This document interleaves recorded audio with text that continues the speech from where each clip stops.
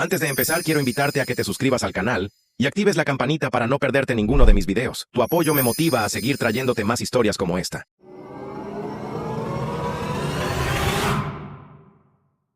Tenía 17 años cuando empecé la cuenta regresiva. Tachaba los días en el calendario, no con la ilusión de quien espera la mayoría de edad para celebrar, sino con la urgencia del que cuenta las horas para una fuga largamente planeada. Sabía que, el día que cumpliera 18, finalmente podría marcharme. Mi nombre es Ryan. Crecí en una casa que, vista desde afuera, era la viva imagen de la perfección suburbana. 2 pisos, persianas blancas impecables y un majestuoso roble en el jardín delantero que proyectaba sombras tranquilas sobre el césped, pero por dentro el aire se sentía pesado, como si estuviera respirando el oxígeno de alguien más. Siempre me sentí como un invitado molesto en un hogar que no me deseaba. Mi hermano Mason es 2 años menor que yo, el eterno niño de oro, y no lo digo con la típica envidia de hermano mayor.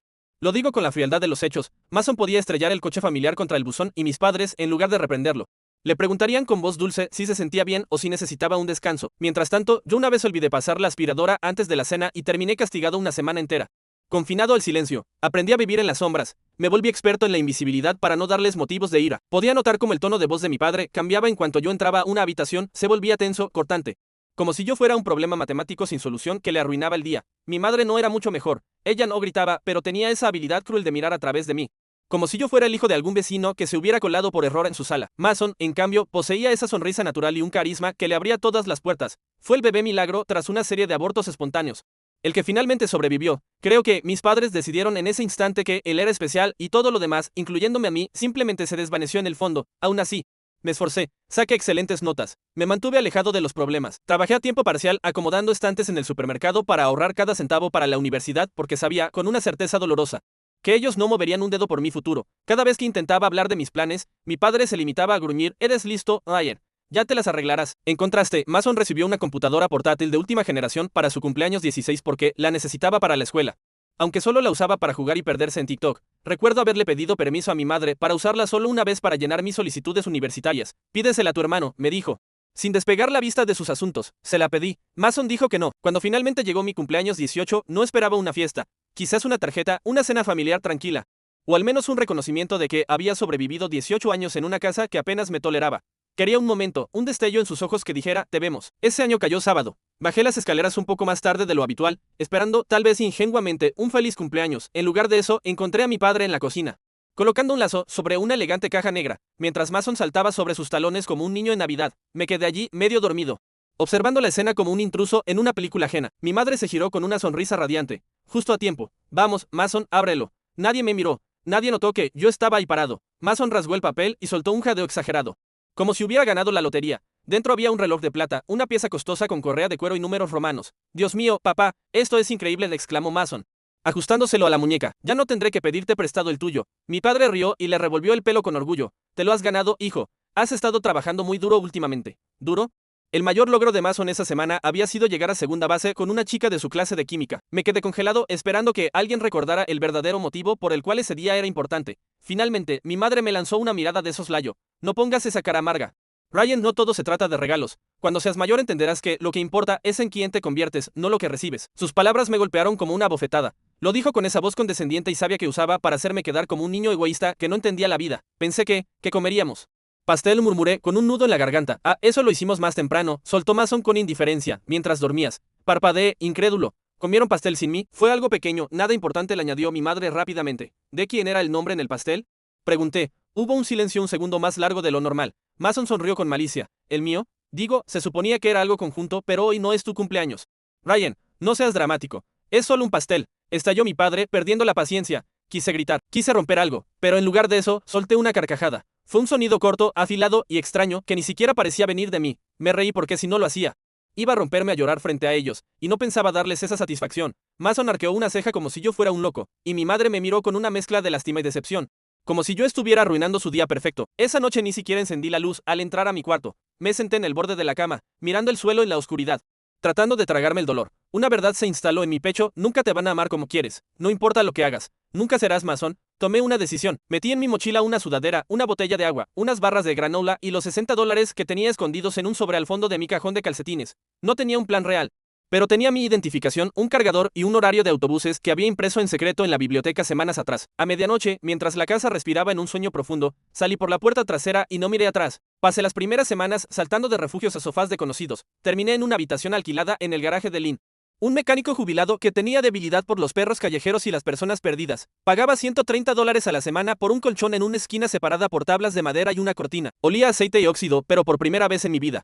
No tenía que caminar de puntillas para tener derecho a existir. Conseguí trabajo descargando camiones en un almacén. Pasaba mis horas libres en la biblioteca pública, usando computadoras que se apagaban cada 30 minutos, completando mis solicitudes de ingreso a la universidad. No quería que me encontraran hasta tener algo que demostrar, pero Mason me encontró. Estaba apoyado en un coche nuevo y brillante frente a la biblioteca. Al verme, soltó su habitual sonrisa burlona. Vaya, pareces basura.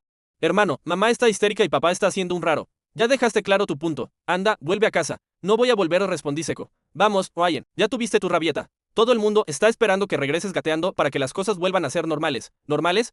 Le espeté, ¿te refieres a que el pastel de mi cumpleaños tenga tu nombre? Si eso llamas normal, prefiero esto. Me dijo que era un exagerado. Que ellos no quisieron decir nada malo con eso. Y ese era exactamente el problema, nunca querían decir nada conmigo. Pensé que, después de eso me dejarían en paz hasta que recibí un correo de mi orientadora escolar, la señora Dero. Mis padres habían llamado a la escuela para retirar mis expedientes, informando que yo ya no asistiría a la universidad y pidiendo que cancelaran cualquier correspondencia. Intentaron borrar mi futuro, intentaron anularme legalmente. Me costó días de llamadas y súplicas arreglar el desastre. Perdí becas importantes por los plazos vencidos. No fue solo falta de amor, fue sabotaje puro. Semanas después, llegó la estocada final, una carta legal. Mis padres me habían eliminado como dependiente de sus registros fiscales de forma retroactiva. Me daban hasta fin de mes para recoger mis cosas antes de tirarlas a la basura. Junto a los documentos legales había una nota adhesiva de mi madre. Esto es lo que pasa cuando hay consecuencias. Firma. Mamá, me quedé en silencio en el garaje de Lynn. No sentí rabia ni tristeza. Sentí una claridad gélida. Ellos no estaban tratando de recuperarme. Estaban tratando de borrar mi existencia porque me atreví a irme. Miré mis manos curtidas por el trabajo en el almacén y las botas empapadas. Me habían dado por muerto como una mala inversión. Pero lo que ellos no sabían es que, al intentar borrarme, me habían hecho libre por completo. Si ellos querían jugar a que yo no existía, yo les daría el gusto, me convertiría en alguien que ellos jamás volverían a reconocer. Me borraron, limpiaron cada rastro de mi existencia como si yo fuera una mancha en su perfecto retrato familiar. Y lo peor es que casi dejo que eso me destruyera. Esa semana toqué fondo. Falté a 2 turnos de trabajo, no le abrí la puerta a Lynn cuando llamó preocupado. No revisé mi correo, apenas probé bocado y el sueño se convirtió en un enemigo. Me quedé allí tendido en la penumbra, escuchando el viento golpear la puerta del garaje, preguntándome qué sentido tenía seguir luchando. Pero algo estúpido me salvó, un libro. No cualquier libro, sino mi ejemplar desgastado de Hacia Rutas Salvajes de Jon Krakauer. Estaba en el fondo de mi mochila, con las esquinas dobladas por el uso. Lo abrí al azar y mis ojos cayeron en una frase que yo mismo había subrayado con tinta roja años atrás. La felicidad solo es real cuando se comparte. En ese momento, la frase no me deprimió. Me hizo reaccionar. Me incorporé en la cama porque me di cuenta de mi error. Yo había estado intentando compartir mi vida con personas que nunca la quisieron. Les entregaba pedazos de mi alma, esperando un te vemos, importas, pero ellos nunca lo dirían. No eran la familia que yo merecía y aunque no podía cambiarlos a ellos, podía cambiar mi destino. A la mañana siguiente, volví al almacén, le pedí disculpas a mi supervisor y me ofrecí para el turno de cementerio la madrugada durante las siguientes 2 semanas. El trabajo era más duro, las cajas más pesadas y el frío calaba los huesos, pero necesitaba ese castigo físico para silenciar mi mente. Ese fue el comienzo de mi reconstrucción, silenciosa, simple, mía. Establecí un ritmo mecánico, despertar, trabajar, leer, dormir, repetir. Ahorré cada dólar. Instalé apps de presupuesto. Corté cualquier gasto innecesario y apagué los datos de mi móvil para ahorrar en la factura. Lynn, que lo veía todo, empezó a darme tareas extra para descontar del alquiler, limpiar motores, organizar herramientas. A veces me lanzaba un billete de 20 diciendo que era para comida, fingiendo que no acababa de dejar su camioneta reluciente. Volví a solicitar plaza en la universidad comunitaria, esta vez sin esperar nada de nadie. Pagué la tasa con mi propio sudor. Escribí un ensayo tan brutalmente honesto que lloré al darle a enviar. No maquillé nada. Hablé de lo que es crecer siendo invisible, de cómo el silencio puede gritar más fuerte que las palabras y de reconstruirse desde cero cuando nadie te da las herramientas. Y entonces el universo empezó a moverse. Una noche, mientras fregaba el suelo del almacén, escuché a los encargados de logística quejarse de un error en el software de envíos. Yo había estado estudiando Python en cursos gratuitos de la biblioteca. Me acerqué y tímidamente sugerí una solución. Se rieron al principio, pero 2 días después, uno de ellos me apartó. Oye, eso que dijiste, funcionó. Pronto me convertí, extraoficialmente, en el tipo al que acudían cuando los sistemas se congelaban. No me dieron un aumento inmediato, pero la gente empezó a saber mi nombre, empezaron a darme las gracias, empezaron a verme, y esa sensación fue tan extraña que tuve que susurrarme a mí mismo en la oscuridad. Tal vez no soy solo. Ruido de fondo. Mi primera gran victoria llegó a principios de verano. Un correo de la universidad aceptado y con una beca por méritos y necesidad. No era una beca completa, pero cubría la matrícula si seguía trabajando. Miré la palabra felicidades una y otra vez temiendo que se borrara si parpadeaba. Esa noche, Lynn me dejó usar su cocina para hornear un pastel de caja. Salió torcido y un poco quemado, pero no me importó, con glaseado azul. Escribí un solo nombre, Ryan, solo Ryan, sin celebraciones compartidas, sin velas olvidadas, sin sermones. Solo yo en un garaje destartalado, saboreando el primer trozo de alegría que había construido con mis propias manos. La noticia corrió. En un pueblo pequeño, los secretos tienen patas cortas. Me encontré con una antigua vecina, la señora que banó en el supermercado. Me han dicho que vas a la universidad.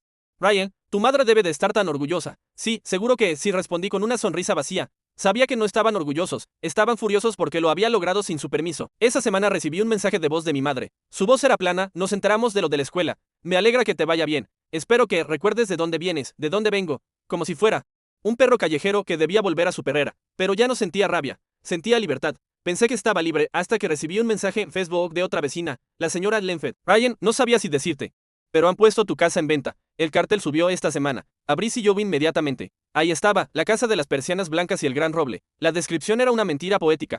Hogar familiar lleno de carácter, mantenido con amor por 2 décadas. Me desplacé por las fotos hasta llegar a lo que solía ser mi habitación. Era una suite de invitados, paredes neutras, cuadros genéricos. Habían borrado cada rastro de mis 18 años allí. No quedó ni una marca en la pared, ni un póster. Nada. Fue entonces cuando la curiosidad se convirtió en algo más frío. Reservé una visita a la casa usando un nombre falso y una carta de aprobación ficticia. Quería verla una última vez antes de que dejara de ser nuestra. Caminé por los pasillos con la agente inmobiliaria. Una mujer llamada Sasha, que no tenía idea de que caminaba por un campo de minas emocional. Me dijo que los dueños tenían prisa por vender porque su hijo menor se iba a la universidad. Noté que el jardín trasero estaba cambiado. La casa del árbol que construí con mi tío había sido demolida. Esa noche, sentado en mi coche, supe que no quería venganza barata. Quería justicia poética. Investigué los registros de la propiedad. Resultó que mis padres estaban atrasados con la hipoteca y, lo peor de todo, estaban ocultando un problema gravísimo de fontanería en el sótano que requería miles de dólares en reparaciones. Habían falsificado los documentos de divulgación para vender rápido. Llamé a un viejo amigo experto en ciberseguridad, Milo. Él me consiguió las pruebas de que mis padres sabían del daño y lo habían tapado ilegalmente. Guardé todo. El plan se ejecutó con la precisión de un cirujano. 1. La venta, justo cuando los compradores estaban a punto de firmar, les envié un paquete anónimo con fotos del sótano inundado y las pruebas del fraude. La venta se cayó en 24 horas. La casa entró en la lista negra legal. 2. El discurso. La universidad me pidió dar un discurso en la orientación como alumno destacado. Sabía que la prensa local estaría allí. Hablé de mi éxito a pesar del abandono, de cómo la familia no es la sangre, sino quienes te apoyan en el silencio. El artículo se hizo viral en el condado. Mi madre intentó comentar de forma anónima diciendo que el artículo era exagerado, pero ya nadie la escuchaba. 3. Mason. Envié un correo a la oficina de admisiones de la universidad a la que Mason quería transferirse, adjuntando pruebas de cómo había falsificado sus horas de servicio comunitario años atrás. No quería destruir su vida, quería que supiera que el niño de oro también podía ser juzgado. Mi padre apareció en mi trabajo una mañana. Tenía los ojos rojos y el traje arrugado. Ryan, tenemos que hablar. Ya dejaste claro tu punto. Podemos arreglarlo. Vuelve a casa. No hay casa, le dije con una calma que lo aterrorizó. Quemaron el puente y vendieron las cenizas. Días después, mi madre pasó una nota por debajo de mi puerta. Ryan, cometimos errores, pero está siendo cruel. Esto es tu familia. No respondí con palabras. Le envié una foto mía en el escenario de la universidad, sosteniendo mi premio a la excelencia académica, sonriendo de verdad por primera vez en mi vida. En el reverso escribí: esto es lo que pasa cuando hay consecuencias. Fue lo último que supieron de mí. La casa terminó en ejecución hipotecaria. Mason tuvo que irse a una escuela de tercera categoría. Mis padres se mudaron a una casa de alquiler pequeña en otro condado, una que no se atreven a mostrar en fotos. Yo, en cambio, florecí. Me gradué con honores. Ahora trabajo en una ONG ayudando a estudiantes que, como yo, no tienen apoyo familiar. Tengo un perro, un apartamento lleno de luz y amigos que me eligieron a mí. Mi venganza no fue un grito.